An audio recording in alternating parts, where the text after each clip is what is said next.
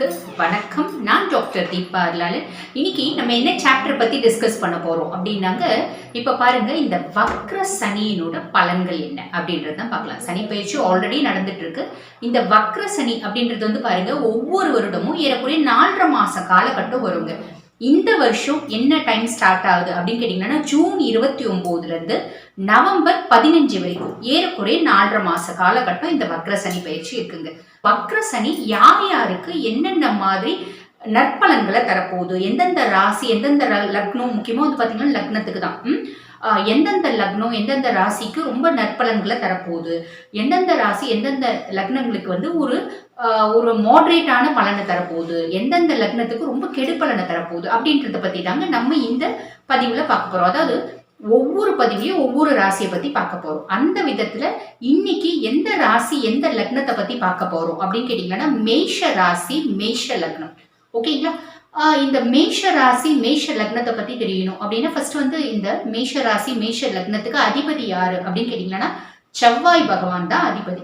செவ்வாயை பத்தி சொல்லணும் அப்படின்னு கேட்டீங்கன்னா இவர் இயற்கைய சுபரா பாபரா அப்படின்னு கேட்டா இவரை பாபர் அப்படின்னு தான் சொல்லுவாங்க.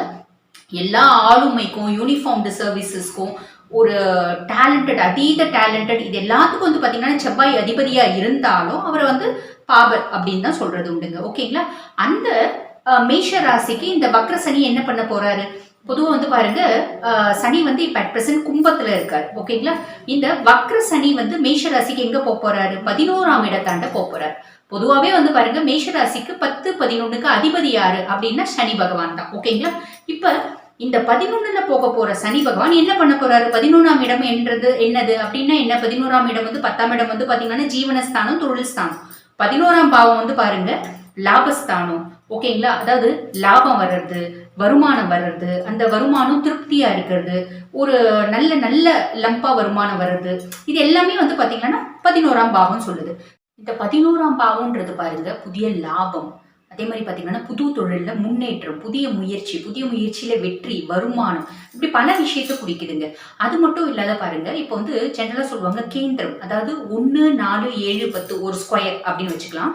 இந்த கேந்திரத்துல பாப கிரகங்கள், அதாவது ஒரு ஷேடட் பிளானட்ஸ் வந்து உட்காரும் போது என்ன ஆகும் அப்படின்னு கேட்டீங்கன்னா அவங்களோட வக்ர காலத்துல நற்பலன்களை கொடுப்பாங்க அப்படின்னு அர்த்தம். அப்ப வக்ர காலத்துல நற்பலன்களை கொடுப்பாங்க அப்படின்னா என்ன அர்த்தம் அப்படின்னு கேட்டீங்கன்னா இப்ப மேஷ ராசிக்கு இந்த காலகட்டம், இந்த 4.5 மாச காலகட்டம் வந்து பாத்தீங்கன்னா அவங்களோட வருமானத்துல ஒரு அசுர வளர்ச்சி அப்படின்றது இருக்குங்க. ஏன்னா பாகிஸ்தானம் இல்லைங்களா?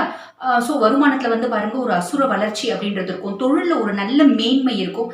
தொழில் செஞ்சாதானே, தொழில் வந்து நல்ல விருத்தி அடைஞ்சாதானே வருமானம்ன்றது வர முடியும். அப்ப தொழில்ல ஒரு நல்ல மேன்மை அப்படின்றது இருக்கும். ஒரு திடீர் அதிர்ஷ்டம் இருக்கும். ஒரு எதிர்பார்க்காத ஒரு அதிர்ஷ்டம், இதெல்லாம் ஆகாதுப்பா, இதெல்லாம் முடியவே முடியாதுப்பா, இது எப்படி சாத்தியம் அப்படின்லாம் நினைச்ச விஷயம் ரொம்ப சாதாரணமா கிளிக் ஆகுங்க.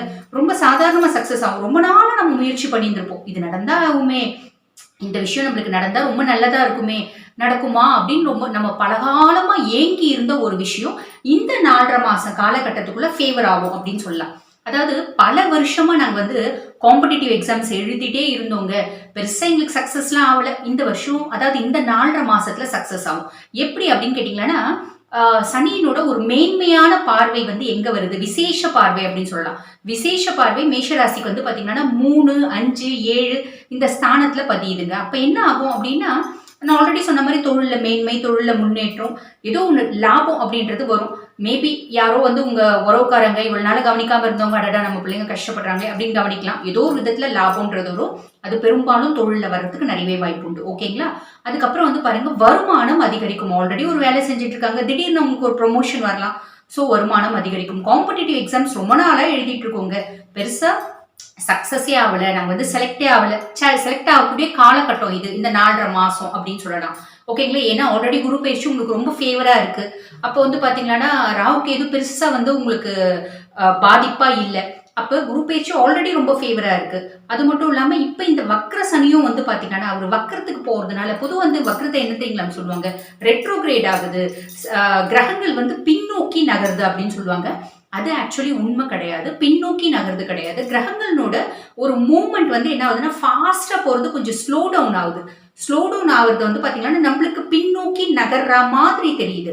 அதனால உங்களுக்கு வந்து பாத்தீங்கன்னா பொதுவாகவே மேஷத்துக்கு இந்த ஒரு வருஷம் ஆல்ரெடி சொன்ன மாதிரி சூப்பராக இருக்குது. இப்போ இது வந்து பார்த்தீங்கன்னா எரியிற விளக்குல கொஞ்சம் எண்ணெய் ஊற்றுற மாதிரி நல்ல ஜகஜோதியாக உங்கள் விளக்கு எரியும் அப்படின்னு தான் சொல்லலாம். ரொம்ப நாளாக ஒரு விஷயத்துக்கு காத்திருந்தாங்க, அந்த விஷயம் நடக்கும். படிக்கிற பிள்ளைங்க ரொம்ப நாளாக படிக்க மாட்டேங்குதுங்க. எதுக்கு தான் இதுக்கு வந்து ஸ்கூல் சேர்த்தனே தெரில, எதுக்கு தான் இது காலேஜ் சேர்த்தனே தெரில.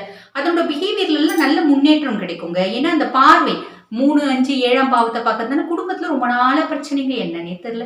ஒன்றும் ஏதாவது ப்ராப்ளம் அதில் வந்து அந்த ப்ராப்ளம் வந்து நீங்கள் சார்ட் அவுட் பண்ணுவீங்க, ஏதோ ஒன்று பண்ணுவீங்க, அதுவாக வந்து கொஞ்சம் சார்ட் அவுட் ஆகிற மாதிரி இருக்கும். நீங்களா முயற்சி பண்ணுவீங்க. நிறைய நேரத்தில் வந்து பாருங்க, நம்மளுக்கு நேரமும் காலமும் ஃபேவராக இல்லை அப்படின்னு வச்சுக்கோங்களேன், கைக்கு வர்றது கூட வந்து பார்த்தீங்கன்னா வாய் கெட்டாது. கை கெட்டது வாய் கெட்டாமல் போயிடும் அப்படின்னு சொல்லுவாங்க பார்த்தீங்களா. கையில் சாப்பிட வருவோம், அது வந்து கீழே கொட்டிடும், அந்த மாதிரி கதையாக இருக்கும். ஆனால் இப்போ அப்படி இல்லை. யாரோ ரொம்ப பசியில் இருக்கீங்க, யாரோ போகிறவங்க இந்தப்போ இதை சாப்பிட்டு அப்படின்னு கொடுத்துட்டு போகிற காலகட்டம் அப்படின்னு கூட சொல்லலாம். ஸோ ஆக மொத்தம் வந்து பாருங்க, இந்த வக்ர பலன் வந்து உங்களுக்கு ரொம்பவே ஃபேவராக இருக்குங்க. நான் ஆல்ரெடி சொன்ன மாதிரி ஒரு அசுர வளர்ச்சி அப்படின்னு சொல்லலாம். ஜென்ரலாக வந்து பாருங்க, இந்த ஆஸ்ட்ராலஜி அப்படின் போது ஒரு சிலர் சொல்லுவாங்க, என்னங்க எங்களுக்கு அதெல்லாம் ஒன்றுமே இல்லையே, இது வரலையே அது வரலையே அப்படின்னு கேட்பாங்க. ஜென்ரலாக வந்து பார்த்தீங்கன்னா நாங்கள் பொதுவான பலன்களை சொல்கிறோங்க. மேஷராசியில் எத்தனை கோடி மக்கள் இருப்பாங்க, அவங்களோட பொதுவான பலனை சொல்கிறோம். இது யாருக்கு 100% பொருந்தும் அப்படின்னு கேட்டிங்கன்னா, சனி தசை இருந்துச்சுன்னா 100% பொருந்துங்க. சனி புத்திக்கும் பொருந்தும். சனி தசை சனி புத்தி இல்லை அப்படின்னா ஏறக்குறைய வந்து பார்த்தீங்கன்னா 15 to 20% தான் பொருந்தும். சனி வந்து பார்த்தீங்கன்னா ஒரு ஆளுமையான ஒரு கிரகம். அவர் வந்து அவரோட இம்பாக்ட் வந்து நிறைய நம்மளுக்கு நம்மளோட லைஃப்ல வந்து பாதிப்பு ஏற்படுத்தும் அப்படின்றதுனால வந்து பார்த்தீங்கன்னா 15 to 20%. மற்ற கிரகங்களை இவ்வளோ கூட சொல்ல மாட்டோம். ஜென்ரலாக வந்து பாருங்க, இந்த சனி என்ன சொல்லுவாங்க அப்படின்னு கேட்டிங்கன்னா விதி கிரகம் அப்படின்னு சொல்லுவாங்க. சனி வந்து யாருக்கு நல்லா இருக்கோ அவங்களோட விதி வந்து நல்லாவே இருக்குங்க. சனி சரியில்லை, ஒரு உன்னதமான குலத்துல, ஒரு உயரிய குலத்துல, ஒரு பெரிய வந்து ஹைஃபை ஃபேமிலியில பிறந்தா கூட அவங்க விதி வழி நல்லா இருக்காது. பொதுவா சனி நல்லா இல்லை அப்படின்றது கடைசி குருனோட பார்வை இருந்தா கூட அது வந்து அப்படியே வந்து ஓவர் கம் ஆயிடுங்க. குருனோட பார்வையும் இல்லை, குருனோட பார்வையும் இல்லை. அது மட்டும் இல்லாமல் இந்த சனி பகவான் வந்து பார்த்தீங்கன்னா கன்ஜங்ஷன் ராகுவோட கேதுவோட இருக்காரு. அதே மாதிரி பார்த்தீங்கன்னா ஒரு சுப இடத்துல இல்லை, அஷ்டமத்துக்கு போயிட்டாரு. 12 கூட பிரச்சனை இல்லை, 8க்கு போயிட்டாரு. அப்படின்லாம் இருக்கும்போது அதோட அவங்களோட லைஃபே வந்து பார்த்தீங்கன்னா ஏண்டா வாழ்க்கை பாவம் அப்படின்னு நம்ம கண்ணில் தண்ணி வந்துடும், அந்த மாதிரி இருக்கும். ஸோ உங்களை பொறுத்த வரைக்கும் மேஷராசி அன்பர்கள், உங்களுக்கு வந்து குரு பயிற்சியும் ஆல்ரெடி சூப்பராக தான் இருக்குது. இந்த வக்ர பயிற்சி 4.5 மாத காலகட்டம் உங்களுக்கு சூப்பரான காலகட்டம் அப்படின்னு சொல்லலாம். பலன்களை எதுக்கு சொல்கிறது அப்படின்னாங்க, ஜென்ரலாக ஒருத்தவங்களுக்கு நல்லா இருக்குது அப்படின்னா, நேரமும் காலமும் சூப்பராக இருக்குது அப்படின்னா நாங்கள் உங்களுக்கு சொல்கிறது மூலிமா நீங்கள் உங்களோட நேரத்தையும் காலத்தையும் நல்லா இருக்கிறத பொறுத்து உங்களோட பலன்களை நீங்கள் அதிகப்படுத்திக்க முடியும். இந்த நேரத்தில் என்ன செய்யலாம், என்ன செஞ்சால் நம்மளுக்கு நல்லா இருக்கும், நம்ம டக்குன்னு அதை செஞ்சிடலாம் அப்படின்ற மாதிரி உங்களுக்கு கொஞ்சம் ஹெல்ப் பண்ணுற மாதிரி இருக்கும். அதே மாதிரி நேரமும் காலமும் சரியில்லை அப்படின்னு சொல்லும்போது நீங்கள் கொஞ்சம் உஷாராக இருக்க முடியும். அடடா அந்த சைடு போகாதப்பா, பெரிய பாம்பு போகுது அப்படின்னா நம்ம அந்த சைடு போக மாட்டோம். அப்படியே வேற வழி இல்லை, அந்த சைடு தான் போகணுன்னாலும் பாம்பு இருக்கான்னு பார்த்து பார்த்து உஷாராக போயிடுவோம் இல்லைங்களா. அந்த ஒரு இன்டென்ஷன்ல தான் இந்த பயிற்சிகளோட நன்மைகளையும் பாதிப்புகளையும், அதே மாதிரி இந்த வக்ர காலங்களுடைய நன்மைகளையும் பாதிப்புகளையும் உங்களுக்கு சொல்கிறோம்.